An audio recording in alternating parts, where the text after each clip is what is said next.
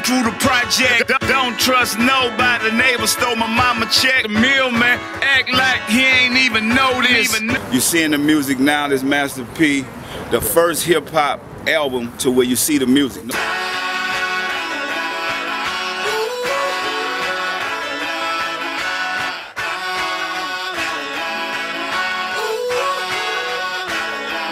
Say the guideline, Tiger Bears, walking through the project, don't trust nobody. The neighbor stole my mama check. The millman act like he ain't even know this. I'm on the post, posted up with a bad chick. I loaded up like I'm loading up the ammo. I'm talking raw cause we living like we Rambo. Gas prices high, so fools be siphoning. Yeah, I'm hot, but last year you didn't like me.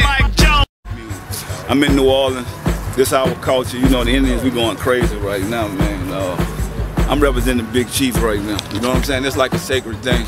I definitely appreciate them for letting me do this and get out here and do this in my community. This music video is called It's a Jungle Out Here, which is real, you know, we lost a lot of soldiers out here, and this record, this like one of my favorite records, and to be able to do this at home with my people, you know, we just gonna go crazy, we gonna turn all the way up. Show y'all what it's about. Came up with this record. It was one of the records, just a party song, but then I wanted to add some kind of message into it. So this record is, you know, we going crazy. We're in New Orleans. That's what it is, the culture. You know, Mardi Gras, the Indians, we go crazy. That's what we do. Show up! Yeah. Big Chief Cast, the Mohawk Hunter, downtown LG. It's the Mohawk Hunter from the 1.5. I got Flag Ball Jamal, Flag Ball Kenny, left flag. Got my other spy ball over there like now. I got spy ball Rodney. I got my second spy, Kenny. So I'm Mohawk Hunter, LG. Yeah. Tricks on this drone, on this trick, on this buck jumping hard, going home on this trick on the project. You know, this my youngest soldier right here. He going crazy right now. He came out and represent. Tell him how old you is. 8. Yeah, 8. Doing this thing, you heard me? It don't even matter about how old you is, how young you is. Get down, represent. We going crazy, man. New Orleans. Look.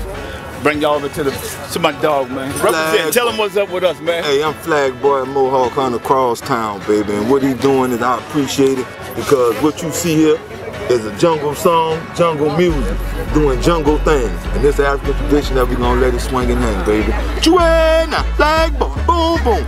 Better, you heard me? Jungle, you better man, believe it. We done lost so many soldiers, man. We just out here representing. You know, in New Orleans, we second line. You know, when we talk about our people and talk about our culture, talk about our heritage, man, we just go crazy. It's a joke out here, you know what I'm saying? We the gumbo city. Yeah. You heard me? And they got to know that. We pop news and soap. We do this, man. This hands on. Grown men make grown suits. That's how we do that. We appreciate y'all. Yeah, you're right. Keep it live.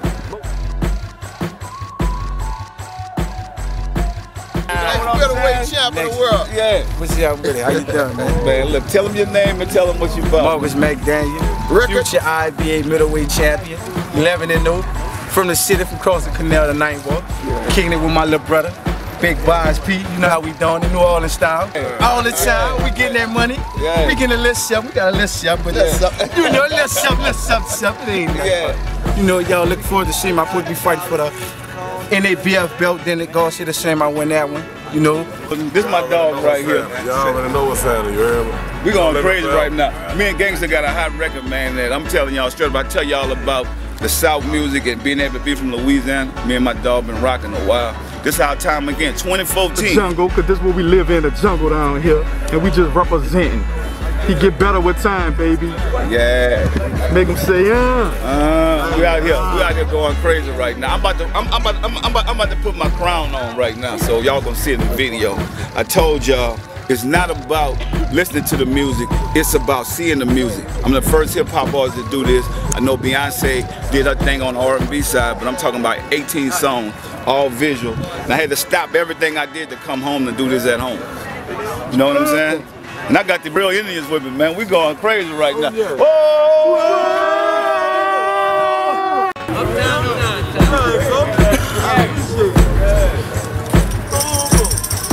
They say you ain't a real Indian without a crown.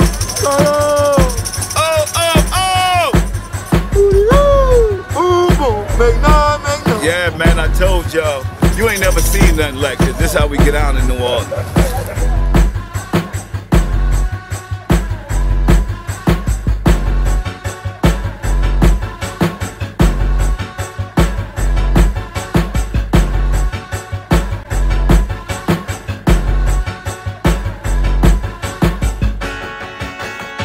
tricks, on these drones, on these tricks, on these buck jumping hard, going home on these tricks. From the projects to the high rise, and that ghost going bye-bye. Got girls twerking for me, smoking just like she rap like she rap. Yeah, I get better with time. Only a fraction of art produced in Western society is made by professional full-time artists. Folk art, in contrast, is made by ordinary people. And while it can have great aesthetic merit, it often serves broader purposes. In a multicultural society like our own, one important function is to express ethnicity and enhance group cohesiveness and solidarity. In this intensive case study, we will examine the unique folk art created by working-class blacks in New Orleans for Mardi Gras. In old New Orleans, black slaves were free on Sundays to sing and dance together in a field called Congo Square. After the slave rebellions of the mid-1800s, blacks were forbidden to assemble except on Mardi Gras. But they managed to keep their music, dance, and chanting alive by merging them with elements borrowed from American Indians.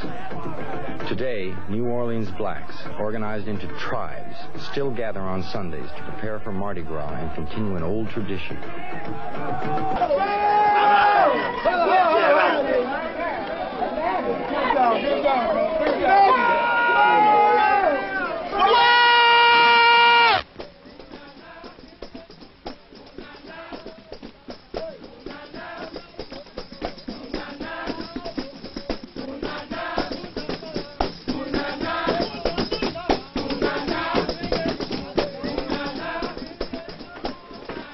The history of the black Indians dates back to 1682, when North American Indians witnessed the arrival of the French settlers in Louisiana.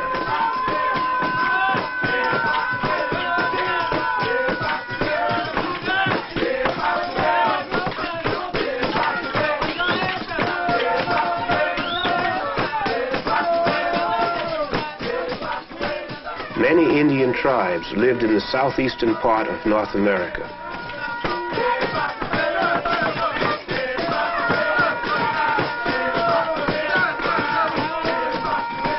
West of the old city of New Orleans were the Caddo, Yatasi, and Natchitoches. In the south, the Atacapa, Appaloosa, Chitimacha, and the Chawasha. To the north were the Acolapisa, Houma, Natchez, and Tunicas. To the east, the Choctaw, Chickasaw, Creeks, Biloxi, and the Seminoles.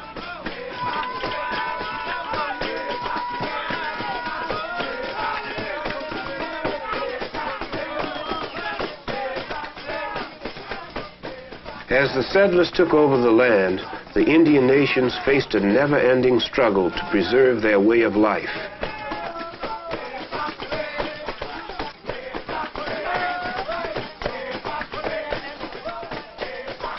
Many of the customs and traditions of the North American Indians are preserved today by the black Indians of New Orleans. This is a practice. Traditionally, a practice begins with the Indian prayer song, My Indian Red.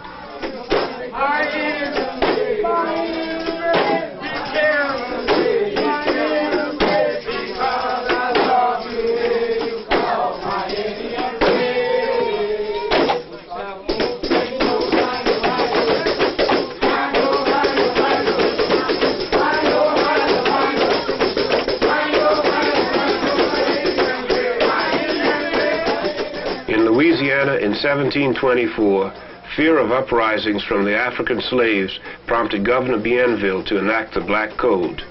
The Black Code set the tone for legislative action that extends far into the 20th century. The Black Code of 1724 read, We forbid our white subjects of both sexes to marry with the blacks, under the penalty of being fined and subjected to some other arbitrary punishment. Because of restrictions imposed by the Black Code, the blacks shared a common bond with the American Indian. A large number of African slaves escaped to live with Indian tribes. Many of the black Indians of today are their descendants. Here we are,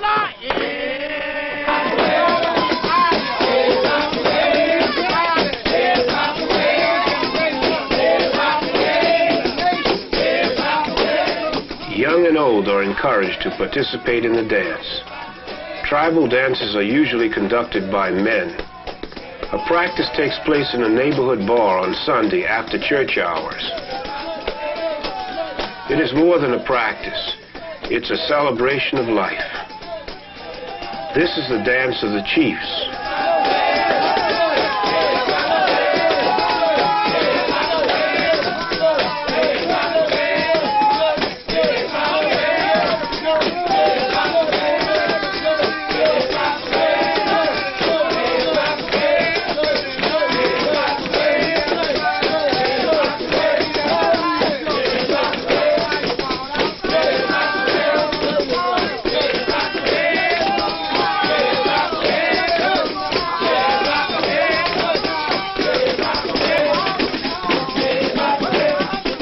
New Orleans. In the 1880s, a group of young men decided to mask on Carnival Day as Indians. This was one of the earliest expressions of respect to North American Indians by people of African descent.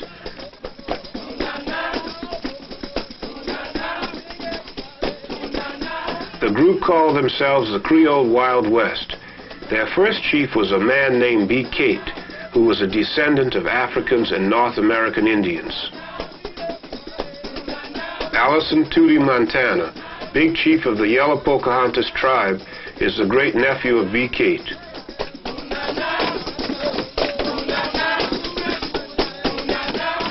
Tootie Montana as a youth grew up among the black Indians. He enjoyed the excitement of Carnival Day. For more than 30 years, Chief Montana has won acclaim for his original costumes. In the Montana family, there is more than 80 years of black Indian tradition. After the costumes are worn, they are destroyed. New ones must be created for the next year. The living spirit of the black Indians is expressed in the style of costume. An Indian costume may weigh from 60 to 100 pounds. Chief Montana arranges the stones in abstract patterns that are three-dimensional. The intricately designed crown that he wears contains as many as 350 feathers.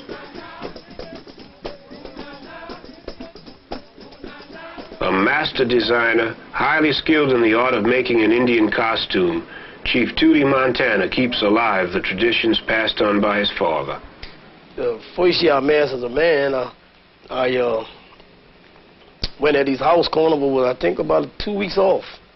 And I told him, I said, I'm going to mask this year. He said, well, mask? He said, you know, carnival's right around the corner, you know. So I said, well, he said, well, can you make a suit that fast? I said, yeah, I got some help. Well, I rigged me something, but it wasn't like what I'm making now. But I had a pretty nice little suit that year. He had quit masking, I think, for a year. And a friend of mine went and got him because they started a gang from down the 8th Ward. They called it the 8th Ward Hunters. But the Indian been here ever since they've been black folk, masked Indian. There's been a lot of attempts by other people to mask Indian, but you know, it's a traditional thing where some of the gangs, like you hear the names White Eagles, Creole Wild West, Golden Blades, Yellow Pocahontas, Wild Swatoons, you know, and these names go back. Even the songs that they sang speaking to Indians, men that had masked Indians years before.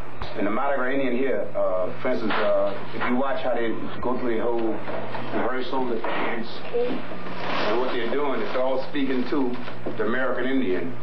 They shave their faces, rid themselves of all hair on their face, they paint their faces red, and each gang is like a minor form of a huge Indian nation.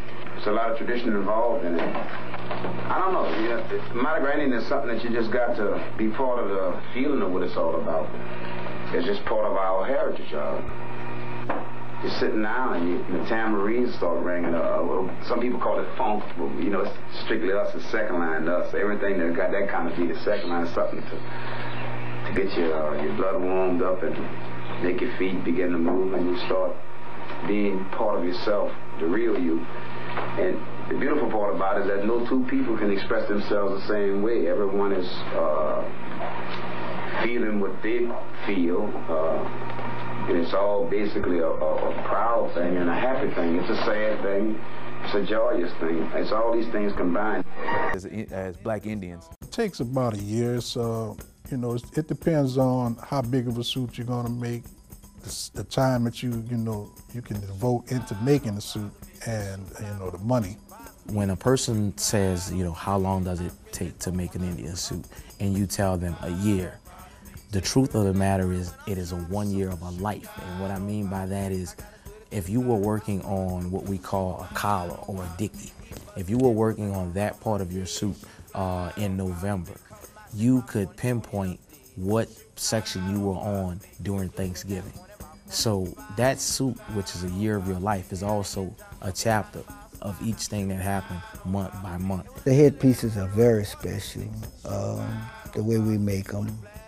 And we don't describe too much how we make them, but we use beads and sequins. And I took a little uptown flair, although I was a downtown Indian, I took a little uptown flair. And that flair was basically plumes. Well, downtown was basically feathers, beads and sequins, where uptown was rhinestones and beads and plumes. It's not something you can like, you gotta love it. It's a labor of love. So that sewing thing is a very, very intimate, very spiritual thing, because when we sew, we're singing songs and we're thinking about, we're masking as we're sewing. As a person is sewing that apron, in his mind, he's meeting those guys with that suit on. He sees that already. So he's just doing what it takes to make that vision a reality.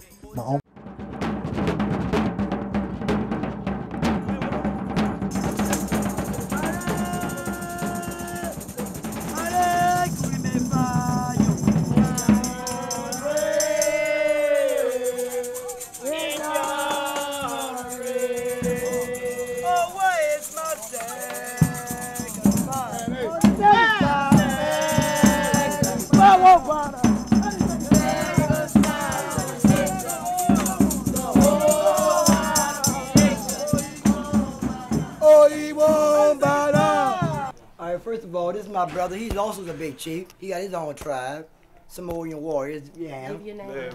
Give your name, yeah. Your name is Samoan warrior. And you met my tribe, my son, my wife, Big Queen Wanda, Queen of the Nation. She's the Queen of the Nation. And I tell everybody she's the Queen of the Nation because we raised all our kids from babies. And she always been by my side, Mason, as my queen. And she been one of the few women in the city that actually make her own costume. There are other queens that mask, but they don't make their own suit. My queen make her own costume every year. And as you see, this is my suit, and basically this is the costume I made for this year. And my theme was, I wanted to start off with something simple, and I did this costume because I didn't have no money this year. And I wanted to show the people that you can have an elaborate costume even when you don't have a whole lot of money. And what I do, I actually start off by drawing a picture for everybody. And we take it and we outline it in black beads. This is mine for next year for Mardi Gras. That's my wife's for her for Mardi Gras. And I draw the picture, then we outline in black, then we come back and fill in the colors.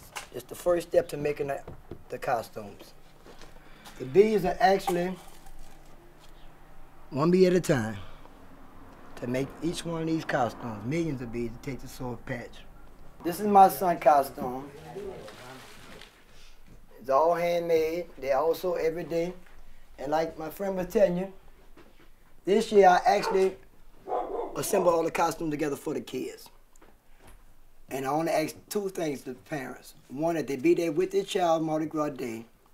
Two, that they give me back my costumes. But I did that so the kids could sew. Show me your bows, fellas. Hold them up. Hold that one up, man. Get that one. Let them hold that one up. This is another piece. This little guy hasn't started yet, but I drew his patch for him. You can't hardly see it. I got an outline in the ink. And they come in every day, and they all sewing. They're starting, they're learning, they're all doing good. So far, so good. And this is another little boy, one of the costumes for a little boy. This yellow is a little girl. Her dress is not here. I let her take it to her house. And we have some more costumes back here hanging up. Some of the hairdressers.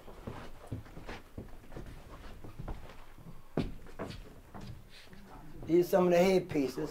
that we wear on our heads, our crowns. And every Indian, whatever color he wear that same color crown. And these are the feathers, they're very expensive. A pound of plume costs about $300 a pound.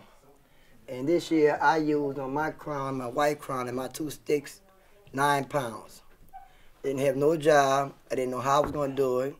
But God blessed me because I was helping these kids. And I was able to get stuff from people and, you know, borrow a little money from mom and everybody, and we pull it off. So, but I'm kind of scared because I don't know how I'm going to do it next year. So I'm so glad that my friend stepped in and tried to help me help these kids because I know they don't have no income. And like I said, it really is a dying culture because too many of the Indians today don't want to sew. They're buying this stuff, or they're borrowing it, or they're reusing it over and over. And I hate to say it, but some of the best Indians are doing that. And I don't knock them because they're pretty, but I knock them because if they don't know how to make a costume, how you going to teach somebody else? And it's really a shame that this culture is dying the way it is. So I'm just trying to keep it alive. And I'm not really a show Indian, which I got a chance to do some shows. But I'm not really a show Indian. I masked about 30 years. And I'm about the youngest chief with that many years in the city. I say,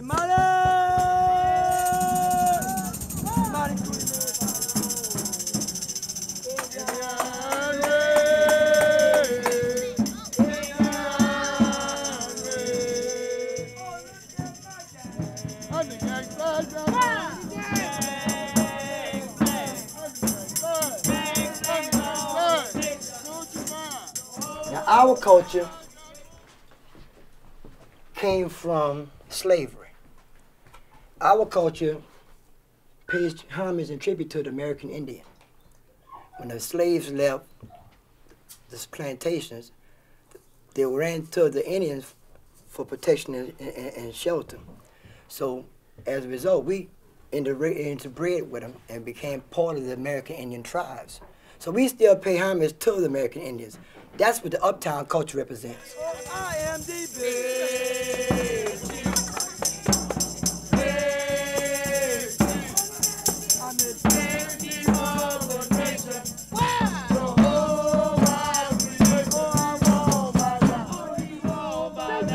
my daddy masked, but it was before I was born. And my grandfather masked, but I didn't never know about it. But Indians have always been in my family as far as I can know. Because my cousin, matter of fact, in the Indian right now, I have about 5 or 6 cousins. We're not in the same tribe. A lot of people like to say that Mardi Gras is a pagan day, you know, worshiping the devil. It's not. It's a spiritual day for us. For us, it's spiritual. If you come to Indian practice, if you feel it, you know what I'm talking about. And so we just praise God. It's our way of praising God. You know, God said when you show Him you're happy and you rejoice and you jump and scream, you're praising Him. You're giving thanks to God. And this is our way of praising Him. So basically, we have a church. Yeah, we come have church. So this the Indian way of expressing his emotion. We express it through 3 or 4 different things. We express it through our artwork, we express it through our dance, and we express it through our chant. And basically when you meet another Indian, that's what you're supposed to do. We challenge each other through song, dance, and show me your craft. You know, and that's what the challenge is about.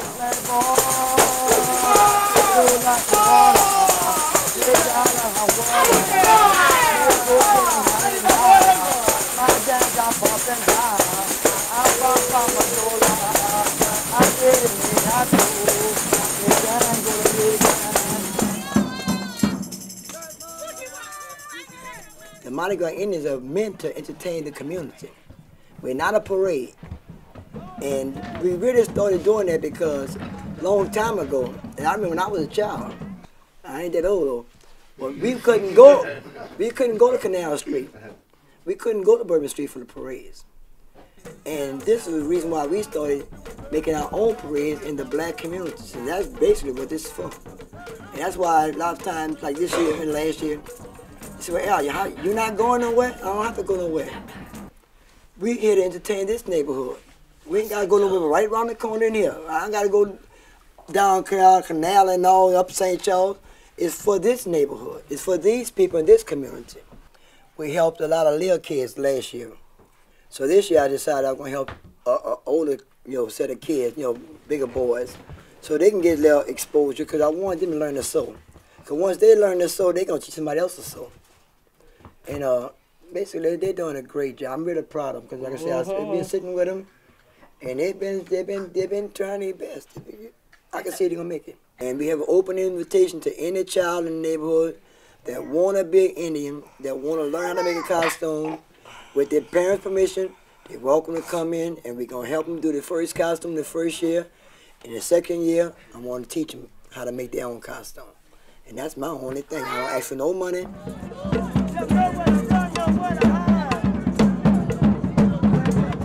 And originally, each community had a tribe when I was young. And each tribe, community, supported that tribe. When we came out the Calico Project as children, the whole project followed us. Thousands of people. In every community walked behind that tribe. You met the Ninth Ward, you met the tribe of the Ninth Ward, you seen the whole Ninth Ward coming. You seen Tootie after the Seventh Ward, the whole Seventh Ward behind Tootie. When Boat Island came up from up here, everybody was behind Boat Island. Now, you got to pay people. And so I'm trying to get people to realize we're massing not for us. We're massing for y'all, for this community. And I'm trying to get the community to come back and rally around the Indians and support us.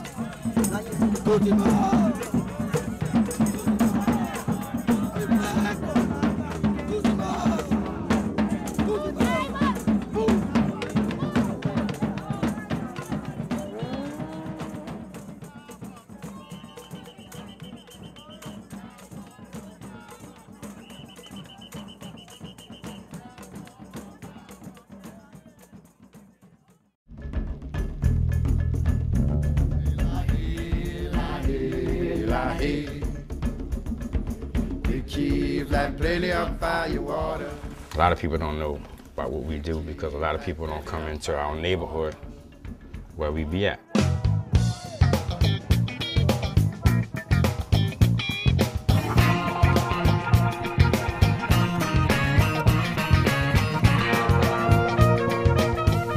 This is not no celebration. This is our tradition. Say I'm the big chief on Mardi Gras Day. You better take this history out.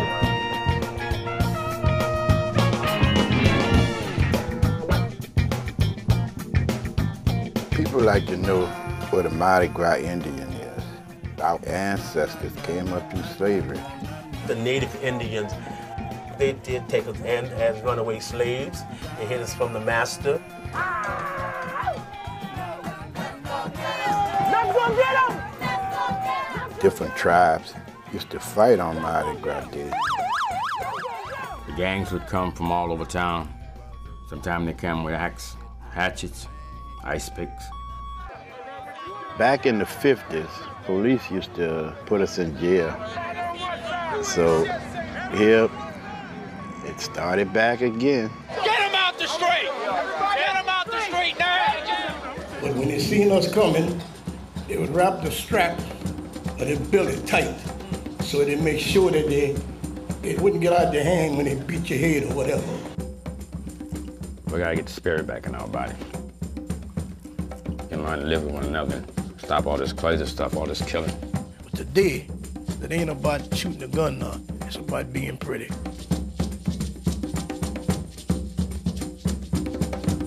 We need you guys to know about how important it was for Mardi Gras for the black people. You can take some old clothes you got, put some paint on your face. You got a costume, all right? They play with that budget, didn't make that levy strong enough. They gave that storm a key to the city. But I love Louisiana, and I'm coming home. Here comes the big chief, the big chief, the yellow polka hunters, the pretty monogram hunters, and they don't bow down on nobody's ground. I was afraid of my own backyard. Life still goes on. You're not supposed to stop just because you lost everything. So, Mardi Gras morning, I'll be there. And we don't bow down on nobody's ground.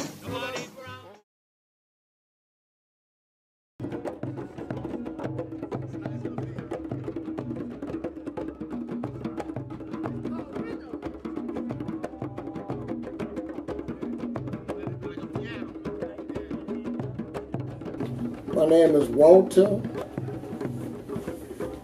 Sugar Bear Landry. That's my alias, Sugar Bear, okay?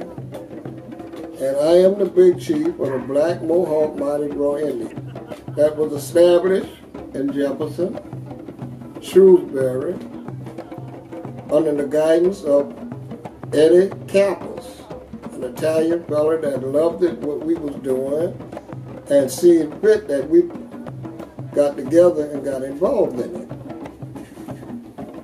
in the mid-30s.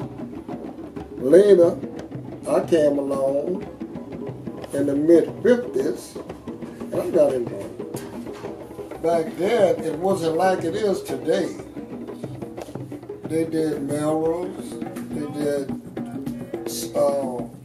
big scales, they would buy turkey feathers, dye them and all with the root dye, whatever color they wanted. The rag man used to go around with his wagon collecting rags and iron and junk from these rich white folks around St. Charles and all. And they would have these elaborate nightgowns and stuff and fur coats, and they would give it to the junk man. The junk man would sell it, in turn sell it to us, and we'll strip the dresses down and all, and use the sequins and the pearls and beads off them, and take the fur coats and strip them down and use them. $50 on the suit, that was plenty of money back then. As a regular Indian, now the big chief, he spent a little more on this stuff, maybe $100, $200. 10 years ago, I could have did this crown about $400, $500. Today, that same crown costs you better than $2,000. After a while, we're going to have to go back to the old tradition that's put it together with what you can afford. We do little gigs here and there, underpaid, okay? But at the end of the day, that help you to buy some beads, some stones. This was designed for us to get together, go out in the neighborhood, have fun, go from ball to ball, you know, do our little thing. We was not allowed in the mainstream. So we did the neighborhood thing. We represented our own neighborhood. You had many tribes. I live off of Maroon and Washington. That's my stronghold. Moret's Ball. If you go in there, you're going to see my banner on the wall. From 61 to 63, I did a tour in service and all of that. 64, I masked. 65, I masked. There was boundaries. They couldn't go on Canal Street. They couldn't go on St. Charles. See what I'm saying? You might cross Canal. Well, that was a no-no, man. Your life was in jeopardy. You couldn't pay them to come around us. You couldn't. We know we couldn't go in that white place. There was a nice little window for us. So we go there and get our little service. That's the way it was done back then. Okay? That was tradition. So we dealt with it. See what I'm saying? I didn't know what it was to go sit up in Burger King or McDonald's or one of these places to eat. I went to the window, got my stuff, and I left. I went to sit on the bench outside there, the bench for us, some tables, outside. Hurricane Bessie came in 65. I no longer masked after that, up until 07 when I started massing. But I was always involved in it, but I wasn't suiting up. Being involved in the Mardi Gras Indians gathered a lot of opportunities. With Darryl Montana, he and I do an art class at Xavier every year. He teaching them to sew the way they do it. I'm teaching them to sew the way I do it. Bringing them, getting them involved in what the culture's all about. I want them to say that I did what I could to make this thing a reality. A lot of us are confused between the two, tradition and culture. All right? Now, I'm explaining to you the difference. Tradition, it varies. Culture stays the same. This is what we are involved in, culture.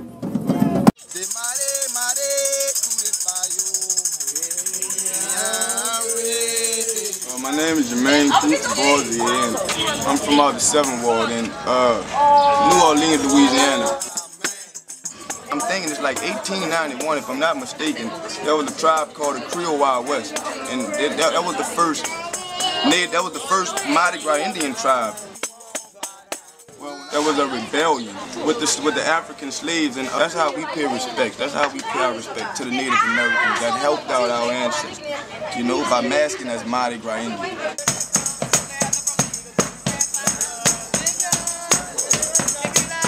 A lot of free people of color are French and Indian. A lot of free people of color are African and Indian. You know, a lot of free people of color are French, African, and Indian. You know, so I think that the Native American Indians had a lot to play with that. Say so.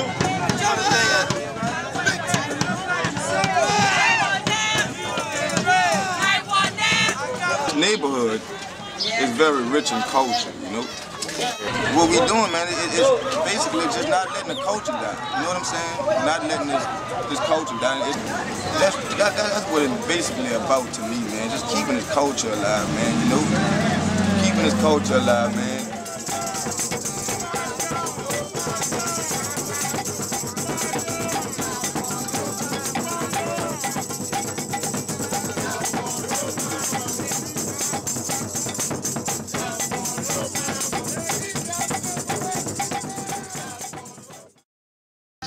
My uncle, Big Chief Jolly's last suit that he wore, his big red costume, and it was made mostly, you know, a lot of the guys bead, but he did this almost complete suit with rhinestones. And this patch alone, this is maybe about 10 pounds right here. And with the whole suit on, it must have weighed at least 150 pounds. But this is the apron patch that would be worn thusly in front. Then there was another patch down at the bottom, a belt going here, then breastplate, necklace, choker, then the crown, you know. And actually there's a pretty good picture of it in association with what I'm talking about in this book, where here's the full suit, and this is the patch that I'm holding right here on his apron. That's the breastplate that I'm talking about, and this is the crown. That's the belt. That's the little patch down at the bottom, and the rest of this is plumes, ostrich plumes, and marabou, and rhinestones and some beads. But like I said, he did this mostly in rhinestones. And then there's also stuff on the back. After he takes the crown off, there's also stuff like this on the back of the suit as well. But the thing about it is, you know, to be a Mardi Gras Indian, you have to know how to sew. And sewing is something that brings patience, for one thing, and usually while my uncle and some of the other guys were sewing, and I was there helping by threading needles and, you know, doing different things like that, they would be talking. Conversation would be going on, and the conversations would be sometimes about what work was going on, but more times than ever it was about Native American culture and history. Because each one of my uncle's spirit warrior was Mangus Colorados, and one of the other chiefs' spirit warrior was Cochise. Another spirit warrior was Geronimo, and they knew the true history of who all of these people were and what they stood for amongst their people. And that is what the essence of Mardi Gras Indian is, that because if you get to be a big chief for the Mardi Gras Indians, it's like in the neighborhood that you come from, this is basically social aid and pleasure club. If if something happens with one of the guys and his his rent need to be paid or whatever, bill or something, these guys will kick in and help him out until he gets back on his feet. So it's not just on Mardi Gras Day that you are a Mardi Gras Indian. You're that all year round. And it's a badge of honor in the neighborhood to be known as not just the chief, but just part of Mardi Gras Indian culture. Because everybody knows that this is our link to our African heritage as well as our own Native American heritage, because a lot of the people that do this in New Orleans do have Native American blood. Some people know what nation they came from, some like myself don't, so I embrace them all. And that's basically what Mardi Gras Indian is about, paying homage and respect to the Native Americans who reached out to African people during slavery. What do you think kids today could learn? Do you think it's an old tradition that's out of style, or what could kids today do? In New Orleans, this happens in whole neighborhoods, and families are involved in this, and it's passed from one generation to the next. And like all of the testosterone that runs through our young males, if you join a Mardi Gras Indian club, then that means that you belong to something that's bigger than you. But at the same time, all of that energy that you got can start being put into something that when after you sit down and you've done something like this and you come out with it on as your challenge to your counterpart in another Indian tribe, like the Spy Boy meets the Spy Boy, and whoever Spy Boy is the prettiest, well, has won the day. And that's what it's about. Who does the most sewing, whose suit is the most beautiful, and if you're doing this, you don't have time to think about robbing somebody else or hurting anybody else. This is something that's going to teach you peace. It's going to teach you. This is like praying. Every time you sit down in a sewing session, it's like you automatically worshiping the ancestors. In a sense, at least that's the way I choose to look at it. And so once you do something like this and you put that suit on and you come out with it and you show them that all of your personal energies have gone into this, like this is my uncle's dream on canvas. This is where he probably is right now as we speak, probably